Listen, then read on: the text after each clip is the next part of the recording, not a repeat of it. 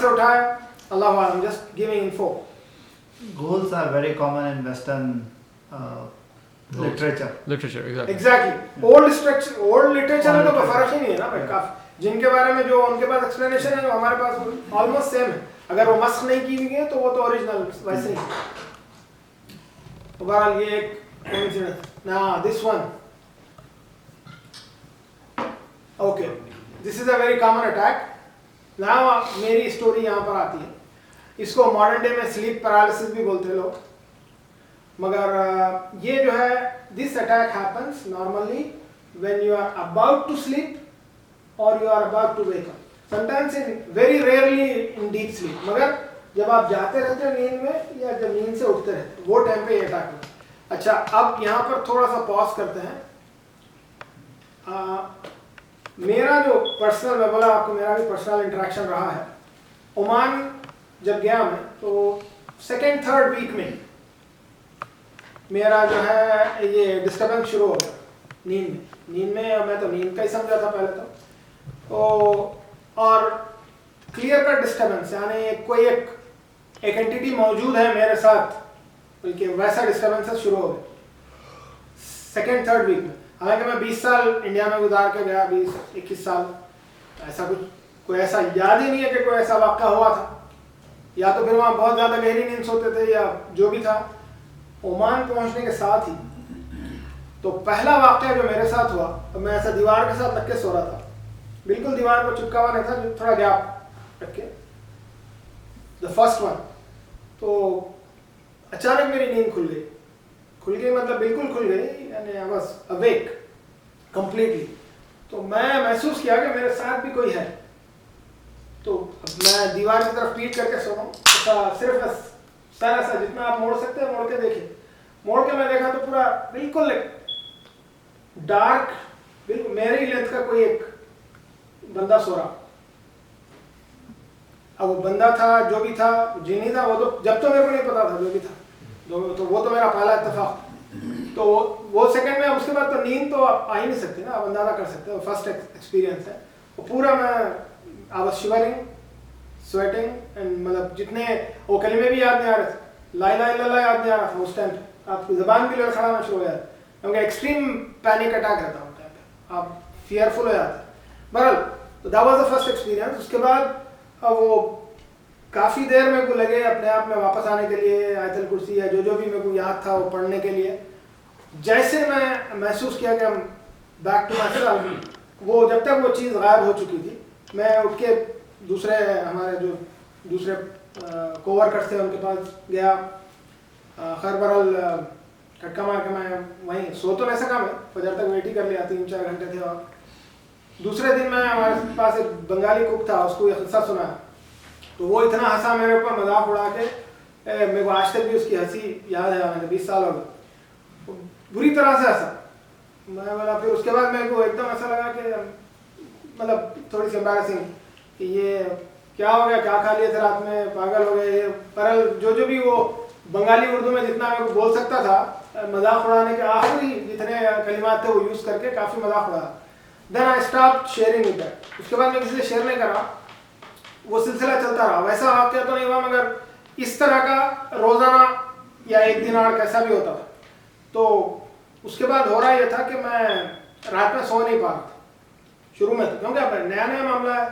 अब मैं उसको कई चीज़ों से रिलेट करा, घर छोड़ के दूर आ गए, होम सिकनेस है, साइकोलॉजिकल प्रॉब्लम, कई सारे कहीं ना कहीं से कुछ तो लिंक मिलती.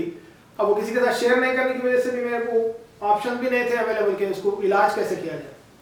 बहरहाल इसमें ये शक्ल में थोड़ी सी और डिफरेंट रहती. हाथ भी पकड़ लेता हूँ, यहाँ तो मैं नली पकड़ा हुआ है ना, हाथ पकड़ लेता, सीने पे आप वेट महसूस करते. अच्छा, उसके बाद नींद खुल जाती है. नींद का वाक़या नहीं है, इट्स नॉट स्किज़ोफ्रेनिया. जैसे अब मॉडर्न टर्मिनोलॉजी में अगर आप इस तरह के वाक़यात किसी के साथ शेयर करें तो वो स्ट्रेट अवे आपको एंटी डिप्रेशन की गोलियाँ चालू कर देते, और फिर वो ज़िंदगी भर चालू रहते हो. आप स्किज़ोफ्रेनिक है और वो कुछ प्रॉब्लम है साइकोलॉजिकल रहते, ऐसा नहीं है कि वो टोटली नहीं है बल्कि, मगर इस केस में नहीं है, ये एक रियलिटी.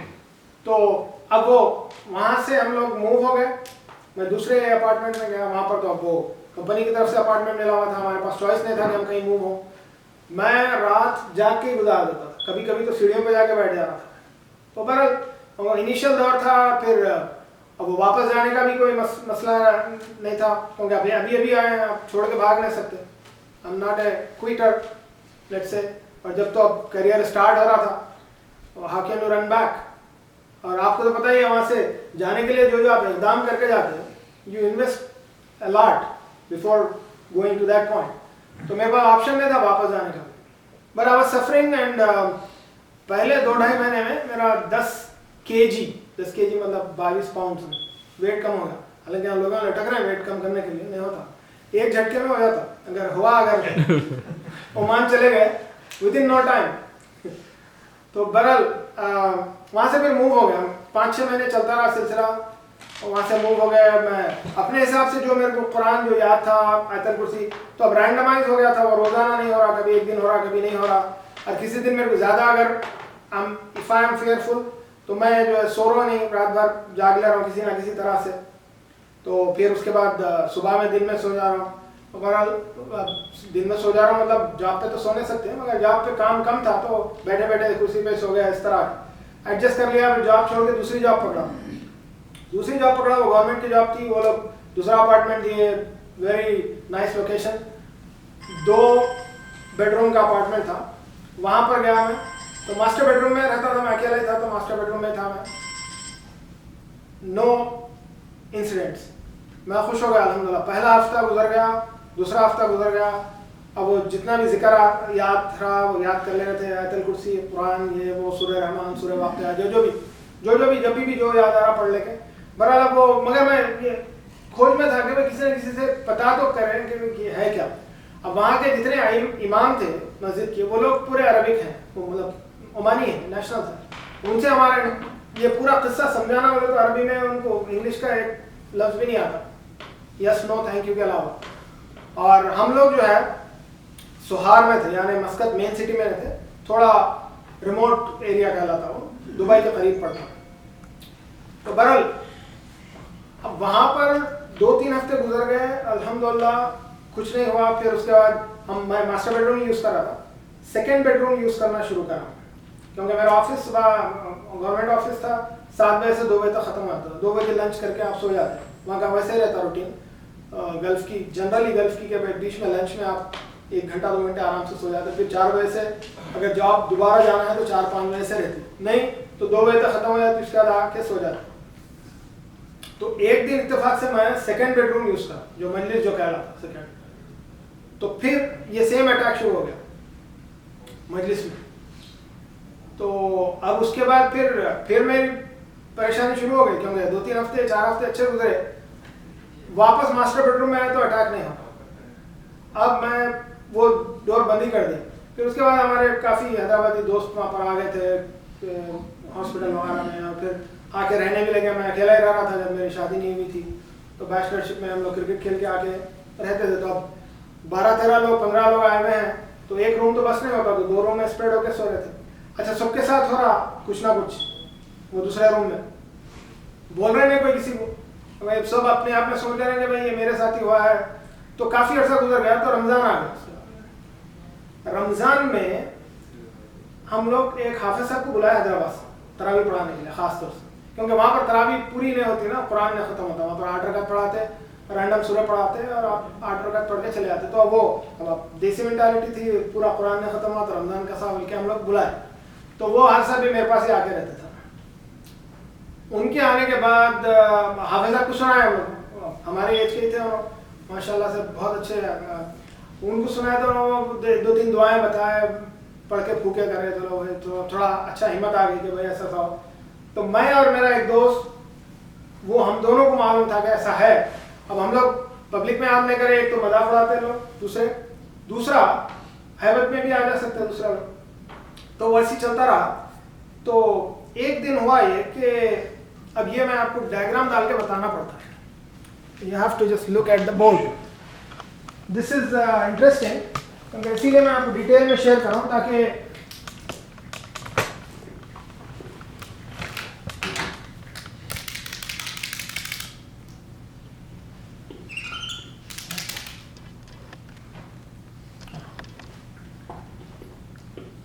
कोई भी नहीं चल रहा। व्हाइट बोर्ड खोल लीजिए, हाँ जूम पे व्हाइट बोर्ड खोल लीजिए, जूम पे व्हाइट बोर्ड। इससे माउस से वो कंट्रोल करना मुश्किल रहता है ना। कुछ ना कुछ है। हाँ कल तक चल रहे थे पूरे पेन। वहाँ पे ड्राई एरेज था देखो कोने में। Let me see. इमरान भाई इसमें ग्रीन वगैरह ऑरेंज निकाल के देखिए, आपका हाथ लगा के देखिए। ड्राई एरेज क्या देखिए, ड्राई एरेज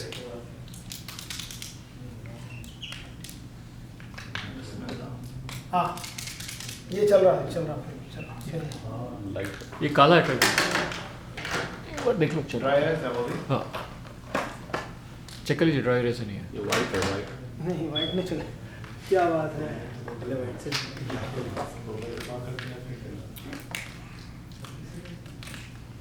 यार बस इतना काफ़ी है, इतना काफ़ी है। तो बहरहाल जैसा मैं आपको डायग्राम समझाया, 2 रूम है बैक टू बैक। तो ये मेन बेडरूम है, मास्टर बेडरूम। काम नहीं कर रहा ब्लैक नहीं कर रहा हो रहा था, इससे ग्रीन नहीं दिख रहा क्या? और से देखो, ये ड्राइंग रूम है, ठीक है। तो बहरहाल इसमें बताने का ये है कि ये ड्राइंग रूम है, ये एंट्रेंस है। अच्छा कैमरा लैपटॉप पटा